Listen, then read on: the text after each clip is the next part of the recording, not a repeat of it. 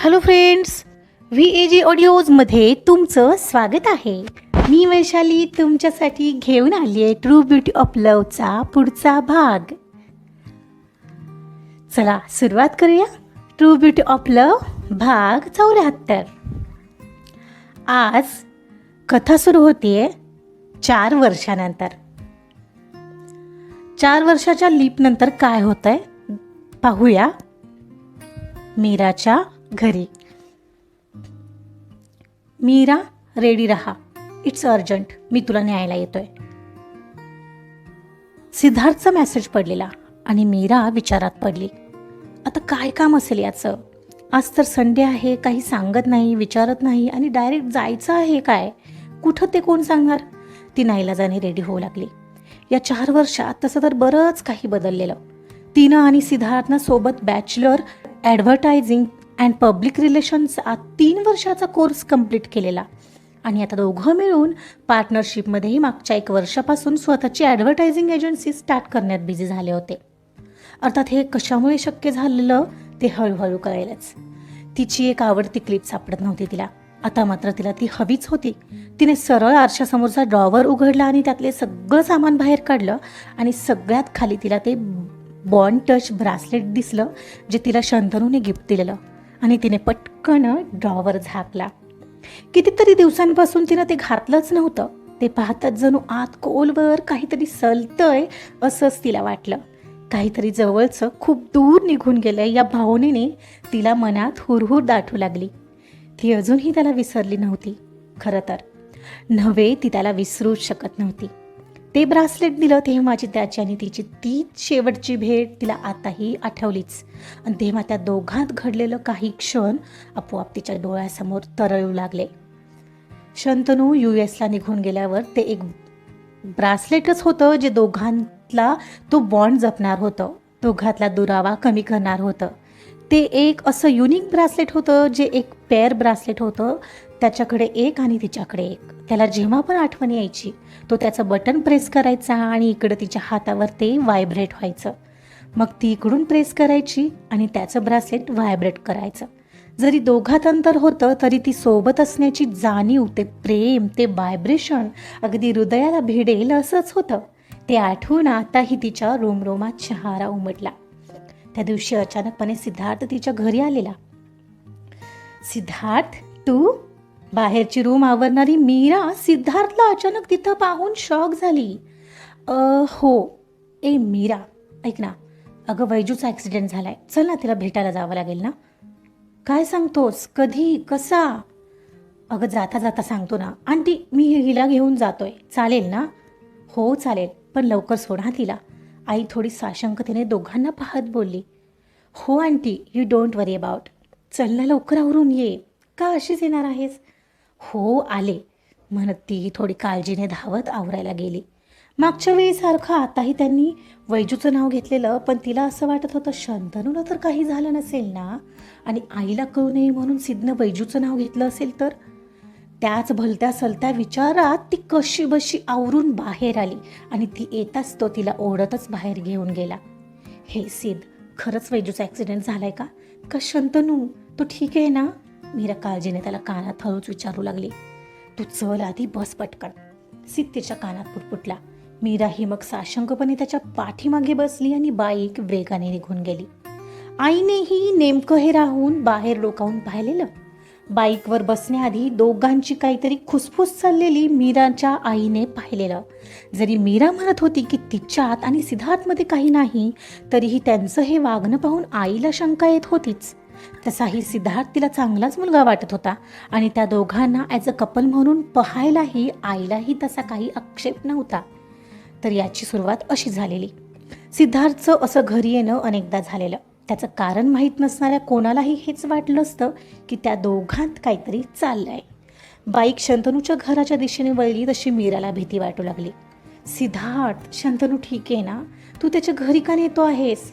काय झालंय नक्की, बोल ना. त्याच्या घरी गेल्यावर कळेल, तू जरा शांत बसतेस का? तो तसाच बाईक चालवत तिला म्हणाला. अरे यार, मला इथं टेन्शन येत आहे. काहीतरी सांगायची पद्धत असते. घरी म्हणालास की वैजूचा ॲक्सिडेंट झालाय. मग तिथं हे सांगायला हवं होतं का की शंतनूला भेटायला नेतोय? Come on Mira. शंतनूचं घर येईपर्यंत बाईकवरून दोघांचीच तीच भांडाभांडी चालू होती. बाईकवरून उतरताच मीरा डायरेक्ट धावत घरात गेली. तिला एक्सपेक्ट होतं की तो हॉलमध्ये असेल, पण तो हॉलमध्ये दिसत नव्हता. मग ती धावत त्याचा ॲक्सिडेंट झाला असेल असं समजून त्याच्या बेडरूममध्ये धावत गेली आणि पाहते तर शंतनू बॅगेमध्ये कपडे भरत होता. ओ गॉड शंतनू, तू ठीक आहेस? मला वाटलं तुझा ॲक्सिडेंट झालाय. किती घाबरलेले मी. हा सिद्धार्थ पण ना. काही काय वेगळं विचार करत असतेस मीरा. ती आली म्हणताना तोही कपडे भरायचं सोडून तिच्याकडे वळला. मग काय वाटणार होतं मला? हा सिद्धार्थ शहाणा आहे का? डायरेक्ट घरी येऊन मला म्हणाला वैजूचा ॲक्सिडेंट झालाय आणि इथं घेऊन आला बावळट कुठला. तिची आत्ताही बडबड चालू होती. मीरा सोड ना ते प्लीज. माझा ऐकणारीस का यार? म्हणत तो मीराच्या खांद्याला पकडून तिला बाजूला घेऊन आला. काय बोल ना, असं अचानक का घेऊन आलं तो मला तुझ्याकडे? आणि तू हे कपडे का भरतोयस? कुठं निघालायस का? ती प्रश्नावर प्रश्न विचारत होती आणि शंतनू तिला एकटक निहाळत होता, डोळ्यांमध्ये भरून घेत होता. काय आता बोल ना काहीतरी, असं का पाहतो आहेस? त्याचं एकटक पाहणं झेलणारी ती हृदयाची वाढलेली स्पंदनं सावरत म्हणाली. मीरा, मी तुला खूप मिस करेन यार. उत्कटपणे म्हणत त्याने एकदम तिला घट्ट मिठीत घेतलं. मिस करणारेस? पण का? काय चाललंय? कुठं चाललायस तू? तिनंही त्याच्या भोवतीची पकड घट्ट करत विचारलं. मीरा, मला उद्याच US ला जावं लागतंय. तो तिच्या भोवतीची मिठी आणखीन घट्ट करत म्हणाला. काय? शंतनू प्लीज नको ना जाऊस. का चाललायस तू इतक्या दूर? ती त्याला बाजूला करत म्हणाली. आता मात्र तिच्या डोळ्यात भीती आणि अश्रूही जमा झालेले. मीरा, माझा नाईलाज आहे. आईने मला ऑप्शन ठेवलाच नाहीये. मी तिला समजावण्याचा प्रयत्न केला पण ती ऐकून घ्यायलाच तयार नाहीये. तिनं ऑलरेडी सगळी तयारी करून ठेवली आहे मला न विचारता. पण मग माझं काय? माझ्या बाबांनी स्थळं बघायला सुरुवात केली आहे. शंतनू, तूच गेलास तर मी काय करणार रे? ती भावूक होत म्हणाली. मला सगळं कळतंय मीरा, पण तिनं मला अट घातली आहे. ज्या मुलीशी लग्न करायचं त्या मुलीशी लग्न कर. तिला काहीच प्रॉब्लेम नाही, पण मला एवढं शिक्षण पूर्ण करावे लागेल. मी बोललो तिला माझं करिअर सेट आहे, माझं मी बघतो, पण नाही ऐकत आहे ती. तिला असं वाटतंय आपलं प्रेम आकर्षण आहे. मीरा, तसं ते नाही आहे, मला माहिती आहे. आणि मला तिला हेच दाखवून द्यायचं आहे की मी दूर असल्याने काही फरक पडत नाही. प्रेम हे प्रेम असतं. पण शंतनू, तुला कळत नाही आहे की माझ्याकडे तेवढा वेळ नाही आहे. तुला कमीत कमी 3 ते 4 वर्ष लागतील परतायला. तोपर्यंत माझे बाबा नाही थांबणार. हे मीरा प्लीज यार, असं नको ना करूस. काहीतरी कर ना गं. काही करून थांबव ना, किंवा पुढे तरी ढकल हे सगळं. आणि ते मी कसं करू सांग ना. कसं करू मी हे? ती आता मात्र रडवेली झाली. मला नाही माहीत मीरा, पण तू फक्त माझी आहेस म्हणत त्याने तिला आवेशाने जवळ ओढलं आणि तिच्या ओठांवर ओठ टेकवले. काही ओघवते क्षण विरघळण्यात निघाले होते. तिनंही त्याला रोखण्याचा प्रश्न नव्हता. ती मिठी आणि तो स्पर्श 4 वर्षापर्यंत पुरणार होता का? पण तरीही घडते ते घडू दिलं दोघांनी. मीराला आताही ते आठवून अस्वस्थता वाटू लागली. बदलला शंतनू, मला विसरला. मग कशाला दिलं होतं ते ब्रासलेट? बॉन्ड टच ब्रासलेट म्हणे. मनाचा मनाशी असलेला बॉन्ड तोच पक्का. तो टिकवता येणार नसेल तर या असल्या फुटकळ वस्तू कोणाचं प्रेम टिकवून ठेवू शकतात का? मीरा, अगं सिद्धार्थ आलाय बाहेर. आईचा एवढ्यात आवाज आला आणि तिच्या लक्षात आलं आपण इतका वेळ असंच बसून आहोत. ती आत्ताशी उठली. तिनं अजून आवरलं नाही पाहून बेडरूमच्या डोअरमध्ये उभा सिद्धार्थने भुवया उंचावला. अगं, 1.5 तास झाला तुला मेसेज करून की आवरून ठेव म्हणून. तू अजून आवरलं नाही? कमाल आहे तुझी मीरा. इतका वेळ काय करत होतीस? नाही झालं आवरून. थोडं थांब, जा बाहेर. आलेच. नाही झालं आवरून म्हणे आलेच. यार, कसं होणार हिचं? तो उपहासाने तोंड वाकडं करून बोलला आणि मान हलवत बाहेर हॉलमध्ये निघून गेला. मीरा आताच मात्र स्पीडने आवरू लागली. केसाला शेवटी मिळेल ती क्लिप लावली सध्याच्या आयुष्यासारखी आणि तोंड धुवायला वॉशरूममध्ये गेली. पण शंतनूची आठवण डोक्यात आलेली ती जाता जात नव्हती आणि त्याचं शेवटचं ते किस आठवून तिला काहीतरी सुटत असल्याची जाणीव पुन्हा तीव्रतेने सलू लागली. आंटी, ही तुमची मीरा अशीच आहे का हो? पहिल्यापासून कधीचा मेसेज केलेला आवर म्हणून अजून तयार नाही. आता तू सिद्धार्थ बेटा, तुला फुल परमिशन आहे बघ. ते तर करावंच लागेल असं वाटतंय. मला सुधारायला आधी त्याला सुधारू दे, आला मोठा शहाणा. ती तयार होता होता आतूनच बोलत होती. अगं असं बोलू नये मीरा, तुझा होणारा नवरा आहे तो, आई समजावत म्हणाली. बघा आंटी कशी बोलते आहे मला.